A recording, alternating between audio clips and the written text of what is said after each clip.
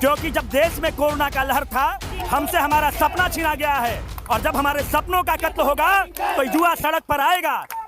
तो हम लोग यहीं पर जान दे देंगे, बारिश हो या तूफान हो या अंधड़ हो, यहीं से हम लोग की लाश निकलेगी।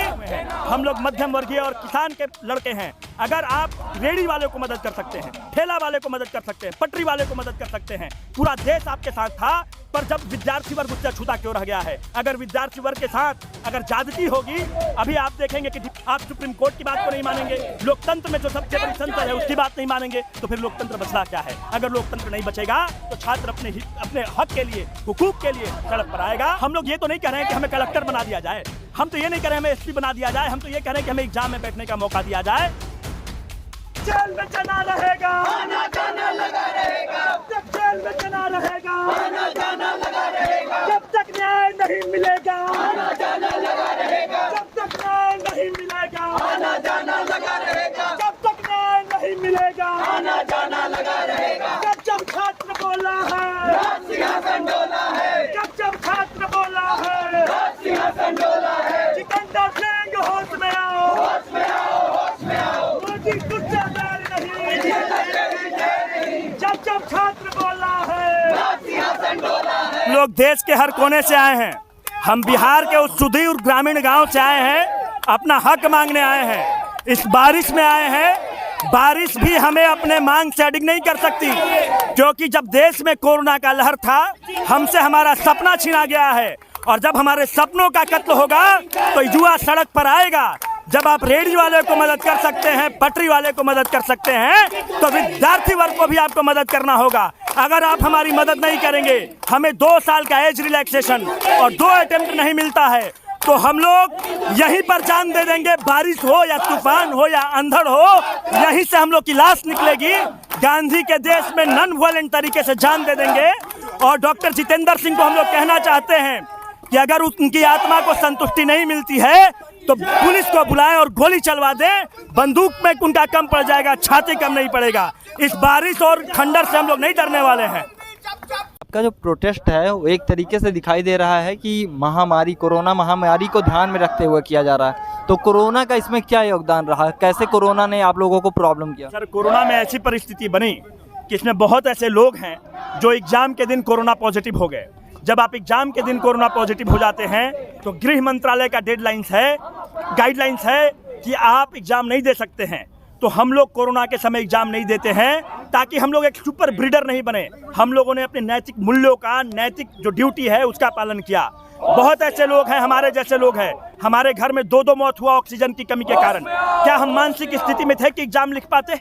आप बताइए कि घर में 13वीं करवाते कि एग्जाम लिखते, पहली बार प्रीलिम्स में फेल करते हैं, जबकि IIT से पढ़े हुए हैं। आप हमें ये बताइए कि 2-2 बार मेंस लिखे हुए हैं। हम लोग मध्यम वर्गीय और किसान के लड़के हैं। अगर आप रेडी वाले को मदद कर सकते हैं, ठेला वाले को मदद कर सकते हैं, पटरी वाले को मदद कर सकते हैं, पूरा देश आपके साथ था, पर जब विद्यार्थी वर्ग उससे छूटा क्यों रह गया है? अगर विद्यार्थी वर्ग के साथ अगर ज्यादती होगी, अभी आप देखेंगे कि डिपार्टमेंटल स्टैंडिंग कमेटी है, जो संसदीय समिति है, जो माननीय सुशील मोदी जी उसको हीड करते हैं, वह कमेटी ये कहता है कि इन बच्चों की मांग न्याय संगत है और इन्हें अटेम्प्ट मिलना चाहिए।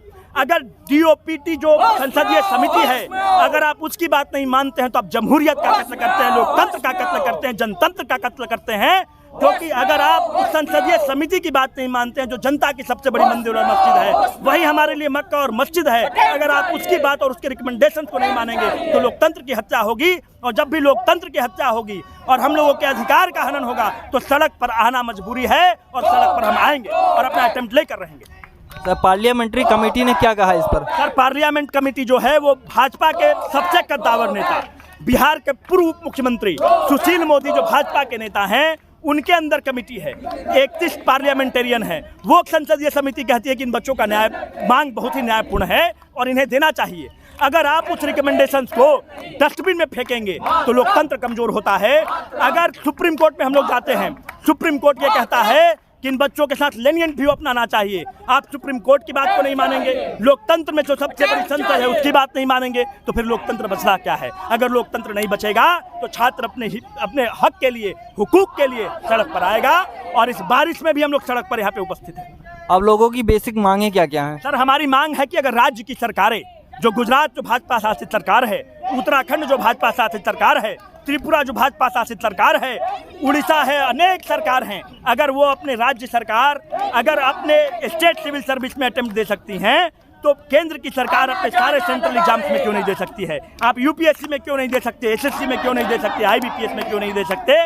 तो हमारा मांग है कि 2 साल का अटेम्प्ट और 2 साल का एज रिलैक्सेशन आप दीजिए। हम लोग के हाथ में किताब और कॉपी होना चाहिए, ना ही कि तख्ती और तख्ता होना चाहिए।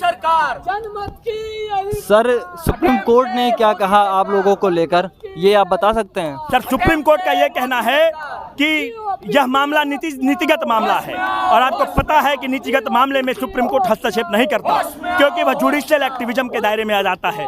सुप्रीम कोर्ट का एक बहुत ही स्ट्रॉन्ग ऑब्जर्वेशन है हमारे लिए। सुप्रीम कोर्ट का ये कहना है कि इन बच्चों के साथ आप लेनिएंट व्यू अपनाइए, इन बच्चों के साथ मार्मिक इनका केस है, उस बात को सुनिए और लीनिएंट व्यू अपनाते हुए इनके हक में फैसला दीजिए। अगर आप सुप्रीम कोर्ट के ऑब्जर्वेशंस को नहीं मानेंगे, और सुप्रीम कोर्ट इसलिए हस्तक्षेप नहीं करता क्योंकि वह जुडिशियल एक्टिविज्म के दायरे में आ जाएगा। सुप्रीम कोर्ट अपनी सीमा में रहकर बहुत स्ट्रॉन्ग ऑब्जर्वेशन देता है। देश की जो संसद है वो बहुत स्ट्रॉन्ग ऑब्जर्वेशन देती है, पर ये जो डीओपीटी मंत्री हैं, इनके दम के कारण, इनके अहंकार के कारण हमें अटेम्प्ट नहीं मिल रहा है। सर इसके साथ साथ और कौन कौन से विभाग हैं जिसके लोग मांग कर रहे हैं इस चीज़ की? एसएससी के लोग हैं, यहाँ पे बहुत सारे एसएससी के लोग हैं, यूपीएससी के लोग हैं, बैंकिंग के लोग हैं, इंडियन इंजीनियरिंग सर्विस के लोग हैं। हम लोग ये तो नहीं कह रहे हैं कि हमें कलेक्टर बना दिया जाए, हम तो ये नहीं कह रहे हैं हमें एसपी बना दिया जाए, हम तो ये कह रहे हैं कि हमें एग्जाम में बैठने का मौका दिया जाए। अगर आप हमें एग्जाम में बैठने का मौका नहीं देंगे तो सड़क पर आना हमारी मजबूरी हो जाती है और हमारी ज़रूरत भी हो जाती है। अभी छात्र लोग कैसे इकट्ठा होंगे, कैसे सरकार से और मांग करेंगे? सर हम लोग का बस ये कहना है कि यहाँ पर जितना पुलिस बल है, या तो इसको बोल के आप गोली चलवा दीजिए इस गांधी के देश में, क्योंकि गांधी के देश में गांधीयन मेथड का जीत होगा। और हम लोग गांधी तरीके से आप देख रहे हैं कि इस बारिश में भी ना हाथ में बंदूक है, ना गोला है, निहत्थे हम लोग बैठे हुए हैं। अगर सरकार चाहती है, अगर जितेंद्र सिंह का इस पे भी मन नहीं भर रहा है तो अपने पुलिस को भेजे, बंदूक की गोलियां खुलवा दें। बंदूक की नाल और गोली कम पड़ जाएगी, छाती नहीं कम पड़ेगा। हम लोग तो निहत्थे बैठे हुए हैं, सब लोग गोली चलवा दे, बारिश हो रहा है और क्या बचता है? अगर हमारा सपनों का कत्ल होगा तो हम लोग सड़क पर आएंगे। हमारे अगर सपनों का कत्ल आप करेंगे तो न्याय के लिए सड़क पर आना बहुत जरूरी है। सपना का मरना जिंदगी के मरने के बराबर है। और हम लोग मध्यम वर्गीय परिवार के लोग हैं, किसान के लड़के हैं, और याद रखिएगा अगर हमारा सपना मरेगा तो हमारे बाप और माँ का सपना मर रहा है और देश की आत्मा पर हमला है और कुछ नहीं। तो जितेंद्र सिंह कौन है, इसकी बात बहुत चल रही है। सर जितेंद्र सिंह डीओपीटी कार्मिक मंत्री हैं जो दम्भ में बहुत चूर हैं। हम लोग आप देख रहे होंगे कि हम लोग नारा लगा रहे हैं कि मोदी तुझसे बैर नहीं, जितेंद्र तेरी खैर नहीं। मोदी जी को जो प्रचंड बहुमत मिला है वो ऐसे नहीं मिला है, इन रेडी वालों ने दिया है, पटरी वालों ने दिया है, हमने वोट दिया है मोदी जी को। पर मोदी जी को ये मंत्री गुमराह करते हैं, झूठ बोलते हैं, उनको गलत इंफॉर्मेशन देते हैं और मोदी जी को गुमराह करते हैं। इनका कुर्सी जाएगा या अटेम्प्ट मिलेगा, हमें बस दोनों होना तय है। पहले हमारी मांग ये थी कि हमें पहले केवल अटेम्प्ट मिलना चाहिए था, अब हमारी 2 मांग है कि अटेम्प्ट भी मिलना चाहिए और जितेंद्र सिंह को इसके मंत्रालय से भी हटाना चाहिए।